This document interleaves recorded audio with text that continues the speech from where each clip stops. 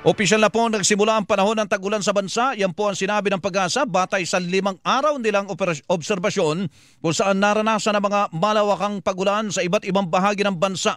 Ayon sa Pag-asa, hudyat ng pagsisimula ng tag-ulan ang mga kalat-kalat hanggang sa malawakang pagulan sa kanlurang bahagi ng Luzon at Visayas sa mga nakalipas na araw dulot ng habagat. Samantala, dulot ng habagat, makararanas ng maulap na kalangitan na may kalat-kalat na mga pagulan ang Ilocos Region, Abra, Benguet, Zambales, Bataan, Tarlac at Pampanga.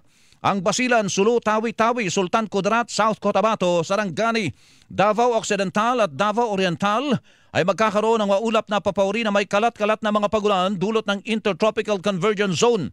Habang ang Metro Manila at nalalabing bahagi ng Luzon ay makararanas ng bahagyang maulap hanggang sa maulap na papawrin na may pulo-pulong pagulan, pagkulog at pagkidlat dulot ng habagat.